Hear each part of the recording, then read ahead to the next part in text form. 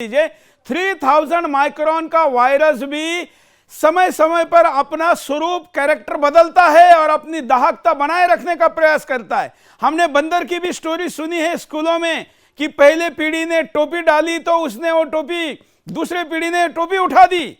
बंदर तक समझता है, आखिर हिंदू क्यों नहीं समझ रहा है?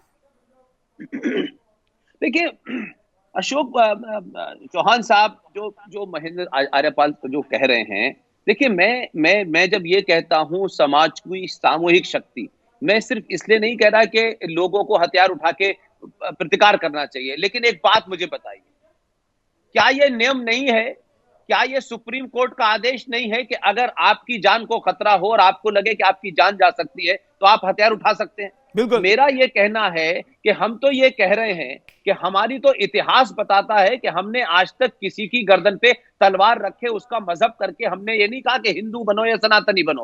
हमने आज तक किसी को लूटने नहीं गए। हमारी फिलॉसफी में युद्ध के दरमियान, जंग के दरमियान जो औरतें पकड़ी जाती थी वो बिल्कुल हम उनका सम्मान देते थे, हमने कभी उनको गुलाम नहीं बनाया।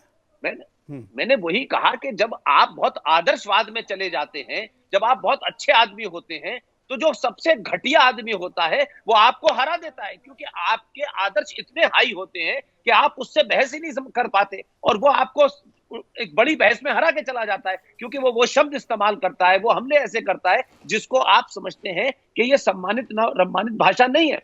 मैं बार बार कह रहा हूं कि 90 करोड़ का देश, 90 करोड़ हिंदू सनातनी, आज आप देखिए उसकी मजबूरी देखिए, वो ये कहता है कि भारत में समान नागरिक अधिकारों का लागू करो, यूनिफॉर्म सिविल लॉ लागू करो। इसका क्या मतलब है कि भारत में कुछ लोगों को यहां जरूरत से ज्यादा अधिकार धर्म के मजहब के नाम पे इतने मिल गए हैं कि आज मेजॉरिटी अपने ही देश में यह मांग कर रही है कि हमें समान नागरिक अधिकार चाहिए। कहीं ऐसा होता है? कहीं ऐसा होता है? तो आप इससे पता चलता है कि हम अपने जो कॉन्स्टिट्यूशनल अधिकार है वो भी नहीं मांग रहे। आप पाखंड देखिए, थोड़ी देर के लिए एक लाइन कह रहा हूं, भारत सेकुलर है, भारत सेकुलर है। मुझे आज तक समझ में नहीं आया कि ये सेकुलर भारत है। अगर सेकुलर भारत है तो भाई इस देश के अंदर 1993 में माइनॉरिटी कमीशन क्यों बना? 1905 में सच्चर कमीशन क्यों बना? यहां हज कमेटी क्यों बनी? हज वक्फ बोर्ड क्यों बना? लेकिन सेकुलर भारत में मुस्लिम एजुकेशन भी बनेगा, मुस्लिम कमीशन भी बनेगा, सच्चर कमीशन भी बनेगा, ये सब तो जायज है।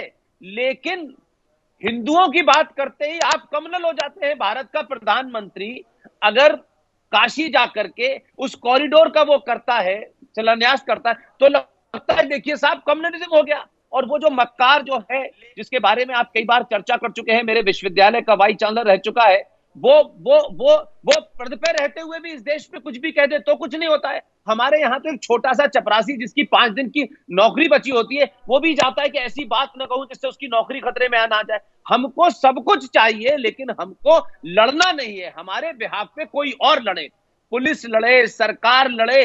दुनिया में कोई कौम इस बात से जिंदा नहीं रहती कि उसकी सरकार की जिम्मेदारी होती है। आप जब फ्रांस की बात करते हैं, फ्रांस में जो कुछ हुआ आप याद करिए। जब फ्रांस में इन जिहादियों ने सड़कों के ऊपर नमाज पढ़ने की शुरुआत की थी, तो वहां का फ्रांस का नागरिक जहां जहां यहां जिहादी नमाज पढ़ रहे थे सड़कों पे, सामने खड़े होकर उन्होंने फ्रांस के नेशनल एंथम को पढ़ा। और जब समाज तैयार हो गया तो तत्काल तौर पे वहां की सरकार ने कानून बनाया।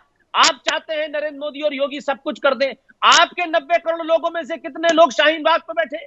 आपके 90 करोड़ लोगों में से कितने लोगों ने गौ के लिए सरकार को झुकाया? नहीं किया। हम चाहते हैं हमने सरकार बना दी है, अब सरकार का काम है। दुनिया में कोई सरकार नहीं कर सकती, क्योंकि सरकार के सामने हजारों चैलेंज होते हैं। जो समाज सरकार के पीछे खड़ा होता है, सरकार फिर मंदिर का शिलान्यास भी करती है, 370 भी हटाती है, 35 भी हटाती है। और अगर हम ये उम्मीद करें कि सरकारें ही सब कुछ करेंगी तो 5000 साल तक का इंतजार कीजिए, तब तक हम रहेंगे नहीं रहेंगे हमको नहीं पता।